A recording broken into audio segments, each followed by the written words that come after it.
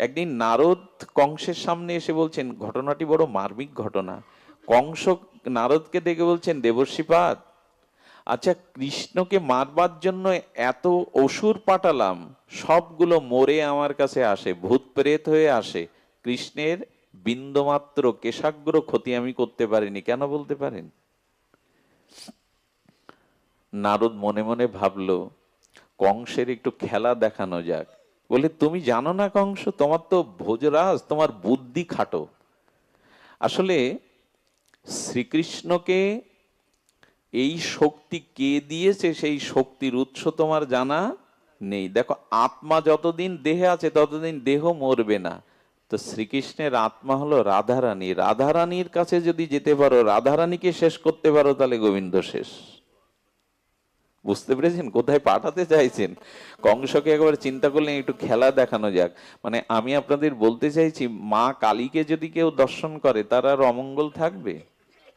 দুর্গা দেবীকে যদি কেউ দর্শন করে তার দুর্গতি থাকবে? লক্ষ্মী দেবীকে দর্শন করলে তার অভাব থাকবে? মূর্খ যদি সরস্বতীর দেখা পায়, দেবী বাগদেবী সরস্বতী, তার আর মূর্খতা থাকবে? তো যদি মূর্খ কালিদাস সরস্বতীর দর্শন পেয়ে মহাকবি হতে পারে, যদি ঐশ্বর্যহীন ব্যক্তি ঐশ্বর্য দেবী লক্ষ্মীকে দর্শন করলেই তার অভাব দূরীভূত হয়, যদি মা কালিকাকে দর্শন করলে তার অমঙ্গল দূর হয়, সমস্ত দুর্গতি নাশ হয় যদি দুর্গাকে দেখা মাত্র, তবে রাধারানীকে দেখা মাত্র তার প্রেম হয়ে যাবে বিনা সাধনায়। উনি প্রেমময়ী। দেখুন, এই জগতে কর্ম এসেছে, জ্ঞান এসেছে, এই জগতে কর্ম, জ্ঞান, অনেক কিছু এসেছে, ধর্ম এসেছে, কিন্তু জগতে সাক্ষাৎ প্রেম ইতিপূর্বে আসেনি। রাধারানী সেই প্রেমই, সাক্ষাৎ প্রেম, যাকে দর্শন করলেই প্রেম হয়, যাকে দর্শনের মাধ্যমেই প্রেম হয়। এই জন্য তো চিত্তে যুগল স্মরণ চায়, সাধন স্মরণ লীলা ইহাতে না করো হেলা। এই লীলা স্মরণ করুন মনে মনে, রাধারানীর চরণ চিন্তাটা মনে মনে করুন, একে হেলা করবেন না। এই স্মরণ যদি একবার আসে, তাহলে আপনি প্রেম পেয়ে গেলেন, বিনা সাধনায় প্রেম পেয়ে গেলেন। তো কংস চিন্তা করেছে, নারদ ঠিকই বলেছে, কৃষ্ণের এত বল হওয়া তো ঠিক নয়, তাকে এত বড় বড় অসুরগণও মারতে পারলো না। কংস বাতাসে উড়ে গিয়ে রাধারানীর বর্ষণার এরিয়ায় যেই পা দিয়েছে, সামনে রাধারানী বলছেন, আজ একটা খেলা হবে ললিতা, এক কাজ কর, ওই যে কংস আসছে, যা গিয়ে বল আমাদের রাধারানীকে দেখতে গেলে একটু পবিত্র শুচি হয়ে আসতে হয়, যেন ওই সরোবরে একটু স্নান করে নেয়। রাধারানী সরোবরের দিকে একটু দৃষ্টি দিয়ে দিলেন, যেই কংস ডুব দিয়েছে সেই আর পুরুষ দেহ নেই, সেই কংসী হয়ে গেছে। কংস এখন সখী রূপ ধরেছে, আর কংসের কোনো ভাব। রাধারানীর কৃপা দৃষ্টি সরোবরে স্নান করার সাথে সাথে কংসের মতো এই মহা দানব কংসী হয়ে গেল, প্রকৃতি দেহে পেল, এবং তার ভিতরে যে আসরিক ভাবনা, এই ভাবনার পরিবর্তন হলো। রাধারানীর সামনে এসে দাসী রূপে বলছেন, আমার কি সেবা গো। কংস বলছেন, আমার কি সেবা গো। ললিতাকে বলছেন, ওকে একটা সেবা দিয়ে দে। ললিতা বলছে, দেখো সব সেবার দাসী আছে, কিন্তু ওই গোয়ালের গোবরগুলো পরিষ্কার করার কোনো সখী আমাদের মাঝে নেই, যাও তুমি ওই কাজটা করো। 6 মাস ধরে কংস সেই দাসী রূপে গোয়ালের গোবরগুলো পরিষ্কার করতে লাগলো। 6 মাস কংসের মধ্যে অসুরত্ব থাকলো না। একদিন শ্যামসুন্দর এসে বলছে, রাধে, কংসকে যদি এভাবেই রাখো, আমার লীলা তো হবে না। আমি তো লীলার জন্য এসেছি, কংস বধের জন্য এসেছি, ওকে ফিরিয়ে দাও। একদিন ললিতাকে দিয়ে রাধারানী বলছেন, ওকে আবার সরোবরে স্নান করতে বল, শ্যামসুন্দরের লীলা বিঘ্নিত হচ্ছে। তার মানে 1000 বার গোবিন্দের সামনে গেলেও যার অসুরত্ব যায় না, রাধারানী দৃষ্টি দেওয়া মাত্র তার অসুরত্ব চলে গিয়ে সখী ভাব এসে যায়। এত করুণা। এই জন্য করুণাময়ী রাধে, কৃপাময়ী রাধে। বৃন্দাবনে সকলে এই এই মন্ত্রই বলে, রাধে শ্যাম মিলাদে। হে রাধে, কোটি কল্পকাল শ্যাম মিলাতে পারবো না, রাধে শ্যাম মিলাদে, এইটাই মন্ত্র। এজন্য গোস্বামী পাদরা রাধারানীর চরণকে আশ্রয় করে আছে। রাধারানীর করুণা, কৃপা, কটাক্ষ দৃষ্টি যার দিকে, বিনা সাধনায় তিনি প্রেম পেয়ে গেছেন। এত করুণাময়ী তিনি।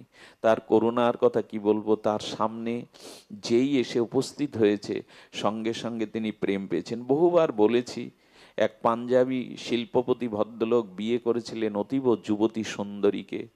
1 বছরের মাথায় আত্মহত্যা করে তার স্ত্রী। উনি উন্মাদগ্রস্ত হয়ে প্রথমে শৃঙ্খলিত হয়ে থাকলেন, কিন্তু উন্মাদ হয়ে গেলে তো আর শৃঙ্খলবদ্ধ রাখা যায় না, বাড়ির লোক ছেড়ে দিলেন। পূর্বজন্মের কোনো সুকৃতে ঘুরতে ঘুরতে উনি বর্ষণায় এলেন। বর্ষণা এক ব্রজবাসীর দুয়ারে উনি ঘুমিয়েছেন, আর রাত্রে উন্মাদ দশা হয়ে বারবার বলছে, কিশোরী তুমি কোথায়, কিশোরী তুমি কোথায়। মানে ওনার স্ত্রীর নাম ছিল কিশোরী। উন্মাদের মতো অনেকেই স্ত্রীহারা হলে উন্মাদ হয়। সেই উন্মাদ পাগলপাড়া স্ত্রীহারা এই ব্যক্তিটি রাত দুপুরে বর্ষণার কোন ব্রজবাসীর অলিন্দে বারান্দায় শুয়ে চিৎকার করছে, কিশোরী তুমি কোথায়। রাধারানী নিত্য অভিসারিকা হয়ে অভিসারে চলেছিলেন মধ্যরাত্রে। রাধারানী থেমে দাঁড়ালেন। ললিতা বলছে, রাধে থামলি যে? বললেন, শুনতে পাচ্ছিস ললিতা, কে যেন ডাকছে কাতর আহ্বানে, কিশোরী তুমি কোথায়, কিশোরী তুমি কোথায়। ললিতা বলছো, যা, তোর মাথা খারাপ হয়ে গেল? আরে ও একটা উন্মাদ পাগল যুবক, ওর স্ত্রী হারিয়ে ও পাগল পাড়া হয়ে মধ্যরাত্রে ও বিলাপ বকছে, ওর স্ত্রীর নাম কিশোরী। রাধারানী বললেন, ও কাকে ডাকছে জানি না, কিন্তু আমার নাম তো কিশোরী। শ্রীজির আর এক নাম কিশোরী, কিশোরী মণি, আমার নাম তো কিশোরী। আমার মনে হচ্ছে ও আমায় ডাকছে। রাধারানী জানে না ও কাকে ডাকছে, শুধু নামটা নিয়েছে, হা কিশোরী। হার মধ্যে একটা আত্মী বাচক আছে, একটা বিরহ আছে, বিরহ জাগিয়ে হা কিশোরী। ললিতা বলছে, রাধে তুই এটা কি বলছিস? আরে ও উন্মাদগ্রস্ত একটা যুবক, স্ত্রী হারা হয়ে পাগলের মতো প্রলাপ বকছে। রাধারানী বললেন, আমার নামও তো কিশোরী। যখন নামটা একবার বলেছে, যা ওকে নিয়ে আয়। বলে, নিয়ে আয় মানে? সখী রূপে ছাড়া তোর চরণে কেউ আসতে পারে না। রাধারানী বললেন, আমার চরণের ধুলিটা নিয়ে যা, ওর মস্তকে এক বিন্দু ধুলি দিলে এই দেহ ত্যাগ করে ও সখী রূপ পেয়ে যাবে। যা, ওকে নিয়ে আয় আমার কাছে, সখী রূপ পেয়ে যাবে। এত করুণা, এত মহা করুণা রাধার ঠাকুরানী। কোন স্বীকৃতি নাই, শুধু হা কিশোরী বলে আর্তনাদ করেছে। চরণের ধুলিটা মাথায় দিয়ে সখী রূপে রূপান্তরিত হয়ে গেল। যদি বলেন এসব অবাস্তব প্রস্তাবনা কেন শোনাচ্ছে, আমাদের অবাস্তব নাই। শুয়োপোকাটা যদি প্রজাপতি হতে পারে, শুয়োপোকাটা যদি প্রজাপতি রূপ নিতে পারে, তাহলে রাধারানীর চরণের কৃপায়, তার করুণায় কেন হতে পারবে না সখীরূপ? সঙ্গে সঙ্গে সখীরূপে এসেছেন। রাধারানী আর একদিন যাচ্ছেন রাধা কুণ্ডে, নিত্য লীলা বিহারে চলেছেন। যেতে যেতে রাধারানী বললেন, ললিতা আমার পায়ে কি যেন ঠিকলো, কি বেঁধে গেল। হ্যাঁ, রাধারানীকে বলছেন, ললিতা তোকে আবার স্নান করতে হবে। আর ও একটা শিবা পড়ে আছে, শিবা মানে মৃত শৃগাল, একটা শিবা পড়ে আছে। রাধারানী বললেন, আমার চরণ যার গায়ে লাগে সে শিবা হতে যাবে কেন, শেয়াল হতে যাবে কেন? দেখ আমার কোনো সখী পড়ে আছে ওখানে। রাধারানীর ভাবনাটা কত করুণা আর কত কৃপার ভাবনা দেখুন। একটা মরা শৃগাল রাখালরা রাখতে এসেছিল, ছোট ছোট বাছুরগুলোকে শৃগাল জ্বালাতন করছিল, ওখানে বাড়ি মেরেছে মাথায়, শৃগালটা মরে পড়ে আছে। রাধারানীর চরণ লেগে গেছে, চরণ বাঁধে রাধারানীর, ইচ্ছা করেই চরণটা ছুঁয়েছেন। বললে, দেখ আমার কোনো সখী ওখানে শুয়ে আছে। ললিতা পিছনে তাকিয়ে দেখে মরা শৃগাল নাই, রাধারানীর চরণ ধুলিতে সখী রূপে পড়ে আছে ওখানে। উঠে প্রণাম করছেন, হে ভাবময়ী, হে লক্ষ্মীময়ী, হে করুণাময়ী, তোমার এত করুণা, আমি ছিলাম শৃগাল, তোমার চরণের স্পর্শে আমি সখী রূপ পেলাম। তো সখী রূপ যখন পেলাম, তুমি আমাকে একটা বর দাও, আমাকে একটা বর দাও। কি বর চাই তোমার? তবে কথা দাও ঠাকুরানী, ব্রজেশ্বরী কথা দাও, আমার নামে এইখানে, এখানে যারা, যাদের মৃত্যুর পর যাদের দেহটা এখানে রাখা হবে, এখানে পোড়ানো হবে, তারা যেন তোমার চরণ পায়। সেই থেকে ওই জায়গাটার নাম হয় শিবাখোর। যারা রাধাকুণ্ডে গেছেন, ব্রজবাসীরা মারা গেলে, মহন্ত মহারাজরা বাবাজিরা মারা গেলে ওইখানে পোড়ানো হয়, এর নাম শিবাখোর। এখানে যাদের দেহ রাখবে তাদের তাদের যেন তোমার চরণে গতি হয়। রাধারানী বর দিলেন, আশীর্বাদ করলাম এখানে যাদের। এই জন্য আমার কি মনে হয় জানেন, মাঝে মাঝে আমি বলি, যারা আমার সাথে কিঞ্চিত থাকে তাদের বলি, আমি যদি কখনো মরি, কখনো মানে তো এখনই মরতে পারি, তবে আমার চিতাভস্যের সামান্য এক কণা যেন রাধাকুণ্ডের ধুলায় মিশানো হয়। গয়ায় পিণ্ড দিলে আত্মার কল্যাণ হয় জানি পূর্বপুরুষের, কিন্তু ব্রজের ধুলির সাথে যদি নিজের অস্থি কিছুটা মিশিয়ে দেওয়া যায়, এর থেকে পরম প্রাপ্তি আর কিছু নাই। ব্রজের ধুলিকণা তো ধুলি নয়, চিন্তামণি প্রেমময়ীর চরণ কৈকর্যের এক একটি ধুলিকণা প্রেম দিতে সমর্থ। ধুলি নয়, ধুলি নয়, গোপী পদরেণু, গোপীর পদরেণু। এই জন্য রাধারানীর করুণা বড় অপার করুণাময়ী তিনি, অপার করুণাময়ী তিনি। তার কৃপা করানো, তার কৃপা কটাক্ষ করুণা কানা, তিনি রাধা কুণ্ডে সরস্বতী তরল রূপে এখনো আছেন। রাধা কুণ্ডে যে করে একবার স্নান, রাধা সম প্রেম কৃষ্ণ তারে করে দান। রাধা কুণ্ডে যে একবার স্নান করে, রাধা সম প্রেম কৃষ্ণ তাকে দান করেন, একবার যিনি স্নান করেন। এই জন্য সকলে এই রাধাষ্টমীর পূত আবির্ভাব তিথিতে, প্রকট তিথিতে প্রার্থনা করবেন, হে রাধারানী, হে করুণাময়ী, আমি সুকৃতিহীন, আমার কোনো সুকৃতি নাই, ভজন নাই, তবে জীবনে একবার যেন ব্রজ দর্শন হয়, একবার যেন রাধা কুণ্ডে স্নান হয়, একবার যেন ব্রজ ধুলি মেখে নিজের অঙ্গকে শীতল করতে পারি। হে প্রেমময়ী, তুমি করুণা করো।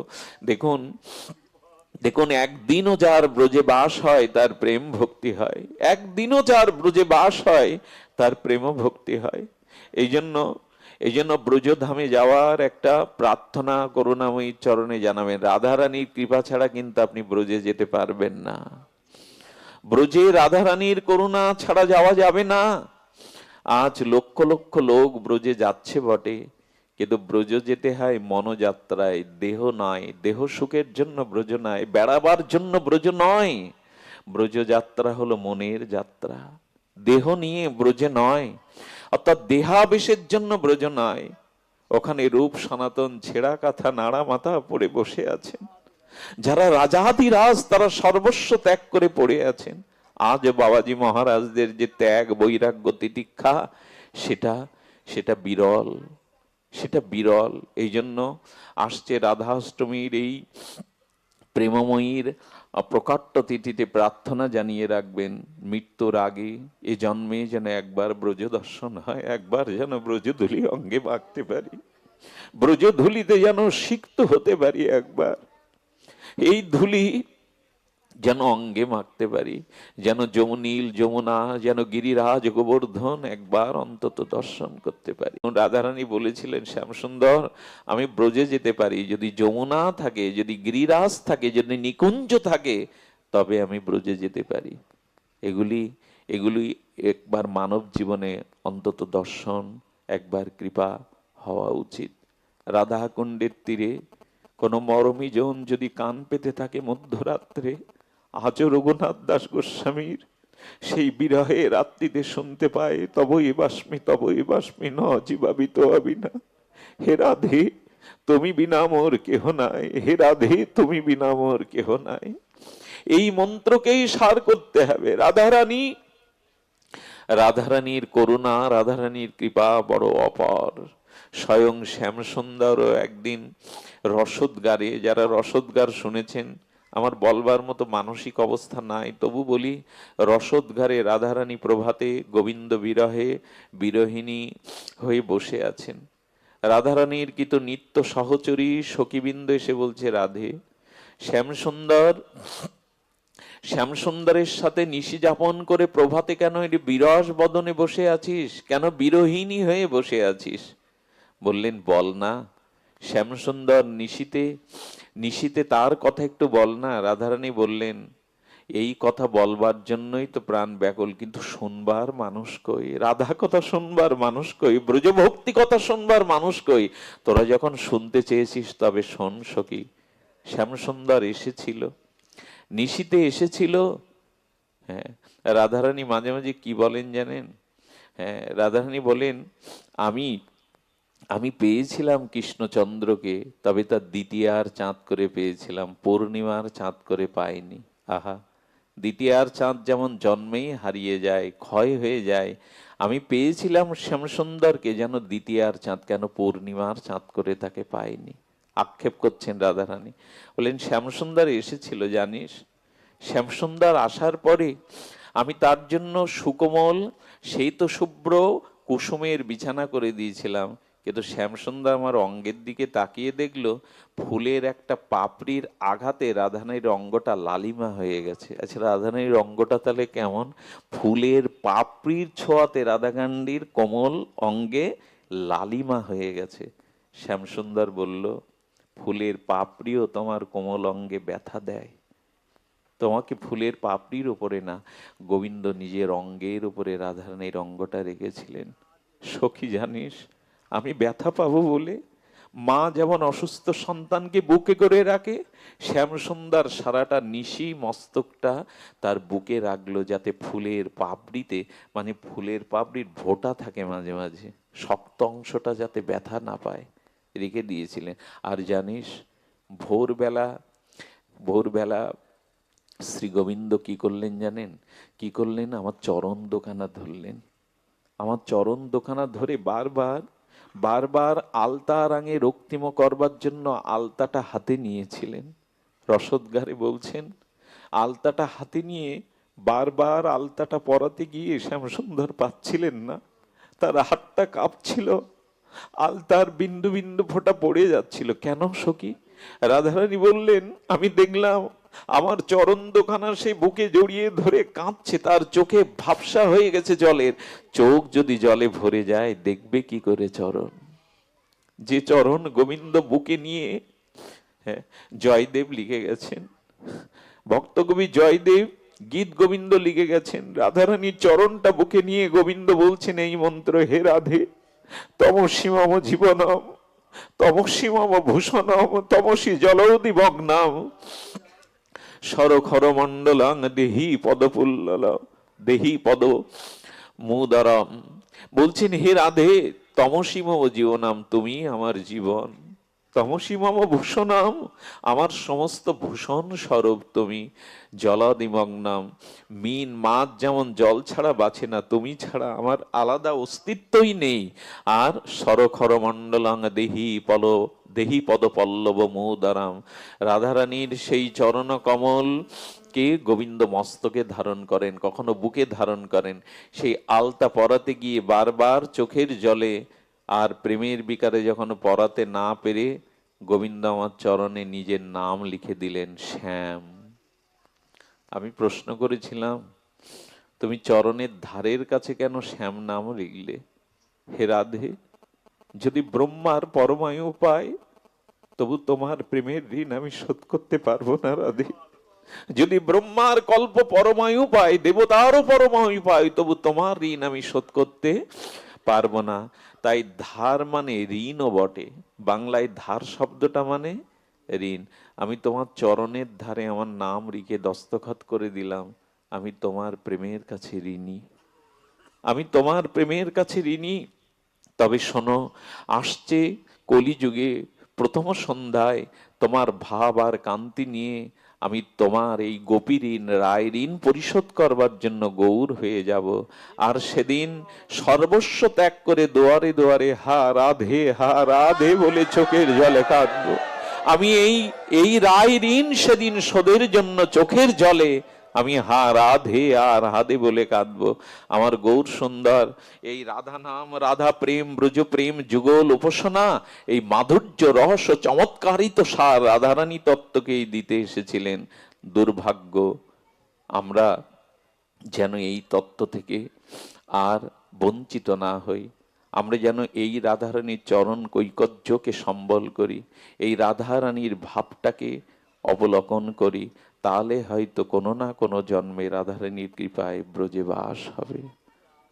গোবিন্দকে জিজ্ঞাসা করেছিলেন অর্জুন, আচ্ছা, জগতের সমস্ত সাধক উপাসকগণ তোমার ধ্যান করে, গোবিন্দ তুমি কার ধ্যান করো? তুমি সকালে উঠে কার ধ্যান করো? গোবিন্দ বলেছিলেন, আমি ব্রজের ধ্যান করি, রাধারানীর ধ্যান করি।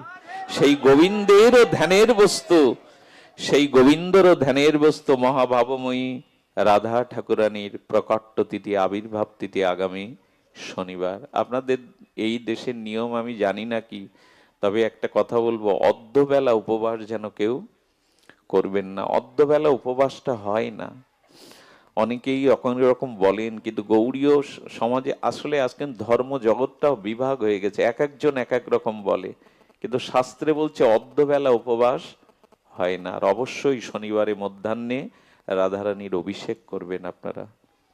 এই অভিষেকটা কিন্তু আবির্ভাব তিথির একটি মূল পর্ব। পঞ্চামৃত, ঘৃত, দুগ্ধ আর দধি, দুগ্ধ, ঘৃত, মধু আর শর্করা মানে চিনি, এই পাঁচটা একসাথে মিশালে হয় অমৃত, যাকে পঞ্চামৃত বলে। এর সাথে একটু ফলের নির্যাস বা ফলের রস, বিভিন্ন প্রকারের রাধারানীকে অভিষেক করবেন। সারাদিন এই ব্রজ ভাবনায়, রাধারানীর চরণ চিন্তায়, তার আবির্ভাব তিথি যেভাবে বর্ণিত হয়েছে সেই সব গ্রন্থাবলী আপনারা আস্বাদন করবেন। আসছে রাধাষ্টমীর এই প্রাককালে, তার প্রাকট্য তিথির প্রাককালে আমরা সকলে প্রার্থনা করব, সকলেই সংকল্প করব যে প্রেমময়ী রাধারানীর এই প্রকাট্য তিথি যেন আমরা ভালোভাবে উদযাপন করতে পারি, সংকল্প রূপে আরাধনা করতে পারি। এই তিথি বড় আরাধনার। এই তিথিতে যারা রাধারানীর চরণ স্মরণ করবেন, এই তিথিই তাকে ব্রজপ্রেম, রাধা প্রেম, যুগল প্রেম অর্পণ করবেন। আজ এইটুকু বলে আপনাদের চরণে আবারও প্রণতি জানিয়ে নিজের অক্ষমতাকে ক্ষমা চেয়ে আজকের মতো আমি এখানেই ভাগবত বিশ্রাম রাখছি। জয় শ্রী গুরু প্রেমানন্দে গৌর হরি বল। জয় রাধে।